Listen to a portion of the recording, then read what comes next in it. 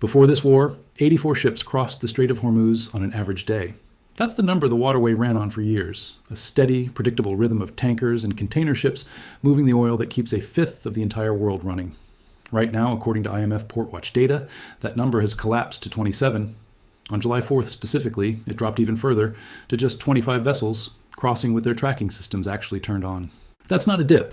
That's commercial traffic sitting at roughly 1/3 of where it was before this war started, more than 4 months after a ceasefire was supposed to have restored something close to normal.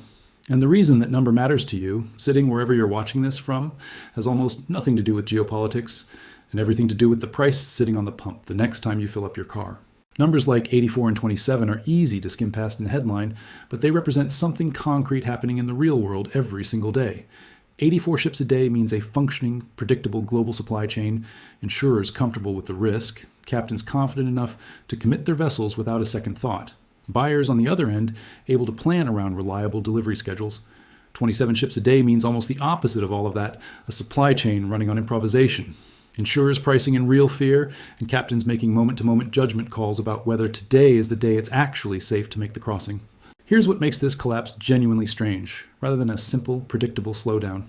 Oil is still moving. Saudi Arabia alone has shipped roughly 34 million barrels of crude through the strait since the ceasefire was signed on June 17th, according to Kepler cargo tracking data. That's not a small number, that's a serious volume of oil still finding its way to market. So how do you reconcile massive oil shipments continuing with the daily vessel count collapsing by 2/3? The answer is that fewer, larger ships are now carrying more of the load, many of them operating under state-backed fleets with sovereign insurance arrangements, essentially government-guaranteed coverage that private commercial insurers won't touch anymore given the risk. And a meaningful portion of that traffic is limiting or fully disabling its tracking transmissions altogether, moving through the strait deliberately invisible, betting that being unseen is safer than being tracked by anyone, American or Iranian. 4 different outbound tankers reversed course entirely on a single day in early July after receiving radio warnings directly from Iran's Revolutionary Guard Corps, according to Bloomberg reporting.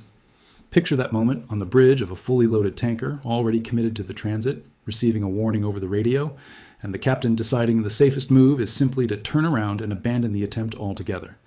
That's not a hypothetical risk being priced into an insurance premium somewhere in London.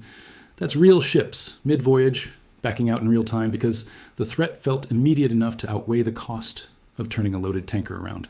There's a longer-term shift happening underneath all of this that matters just as much as the daily traffic numbers, because it suggests the region's biggest oil producers aren't waiting around for this crisis to resolve. Several Gulf producers have been actively expanding pipeline infrastructure specifically designed to bypass the Strait of Hormuz altogether. Saudi Arabia's east-west pipeline now routes oil directly to the Red Sea, avoiding the strait entirely.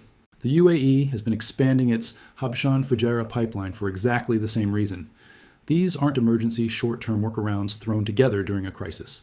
Pipeline infrastructure of this scale takes years of planning and construction to bring online, which means Gulf producers were already hedging against exactly this kind of disruption well before this specific war made the risk impossible to ignore.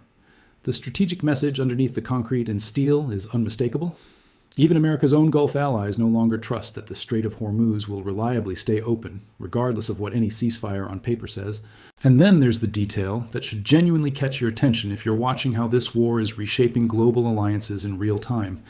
Iran has announced it intends to start charging vessels for services provided while transiting the strait, though officials have been careful to insist these fees won't technically be structured as tolls, a distinction that matters more for legal and diplomatic optics than for the ship actually paying the bill.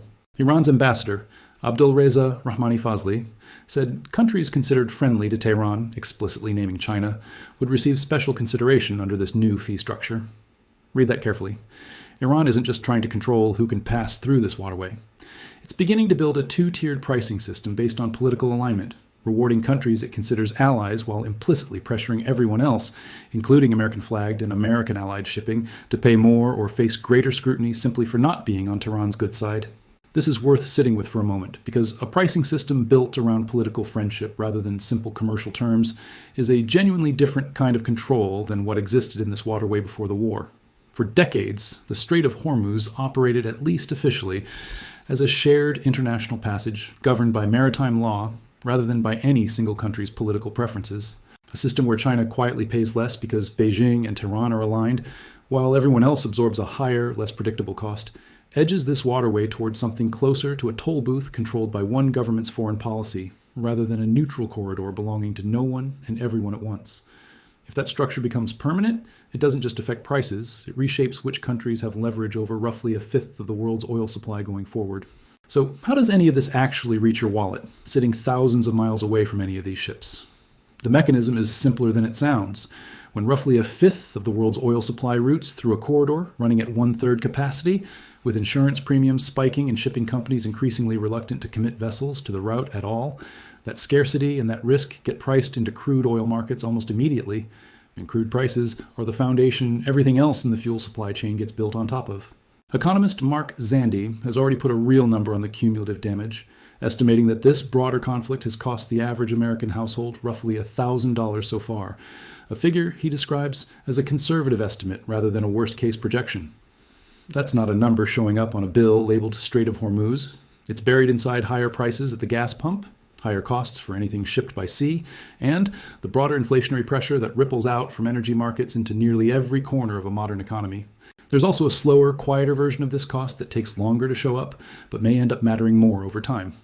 Every month this waterway operates at a third of its normal capacity. Global oil markets are forced to draw down existing inventories just to keep supply steady, because production elsewhere in the world can't fully replace the volume that would normally be moving through Hormuz at full speed. Inventories, unlike pipelines, aren't infinite. Analysts tracking this crisis have specifically flagged that continued disruption will exacerbate upward pressure on prices, precisely because those inventories keep shrinking in the background. Even during weeks when the daily headlines about strikes and ceasefires make it seem like the situation has stabilized.